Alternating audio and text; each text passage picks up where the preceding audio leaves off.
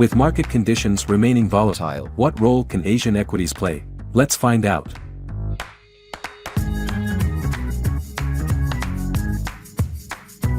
Today we have with us Ronald Chan. Welcome, Ronald. How could US rate movements affect Asian equities in 2024?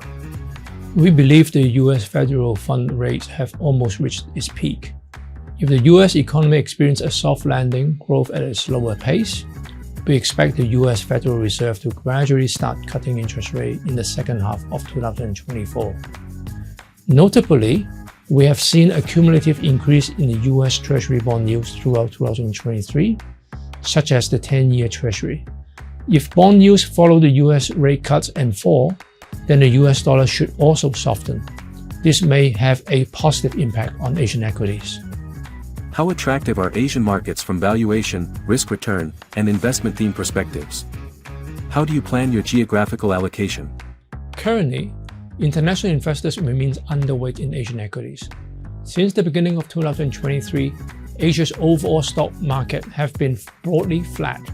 However, the market is now attractively valued, with a 2024 forward PE ratio of approximately 12 times, which is below its 10 years historical average.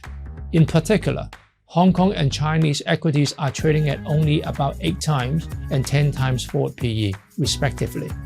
Compared to the US equities, which is around 19 times forward PE, Asian equities valuations are much cheaper.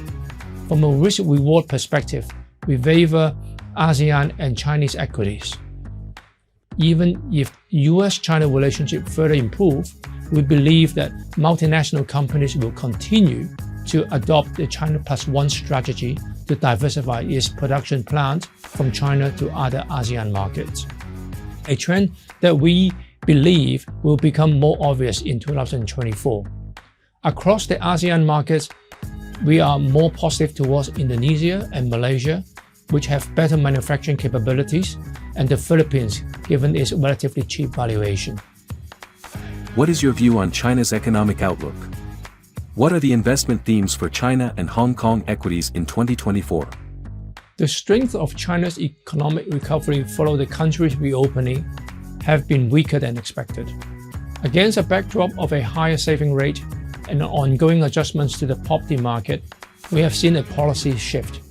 Fiscal policy have switched from the local governments to central leadership.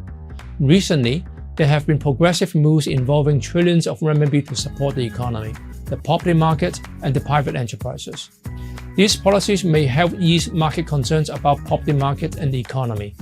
After a year of destocking by mainland companies, product inventories have been reduced.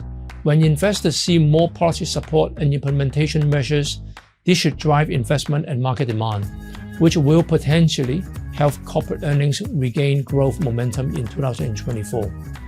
In 2024, we are looking at 3 investment themes. The first is innovation, which includes new energy vehicles. We believe leading car companies have quality and cost control capabilities, leveraging advanced driver assistance systems to improve autonomous functions so their products can be exported to overseas market. In addition, we favor the biotechnology and medical equipment sectors, especially the contract research organization entrusted by large pharmaceutical companies to conduct pharmaceutical research and developments. The second is tourism consumption. Once the US dollar peaks, the renminbi could strengthen, increasing Manila's overseas purchasing power. We are more positive about service consumption than commodity consumption, namely Macau gaming companies and online travel agencies. The third is enterprise going overseas. Given supply chain dispersion, Chinese firms are increasing their global investments and benefiting from the outward direct investment, which is resulting in more growth opportunities. Ronald, thank you for your insights. The medium and long-term outlook for Asian equities remains positive, and we believe that staying invested is the right course to achieve steady and long-term growth for your portfolio. Thank you for watching.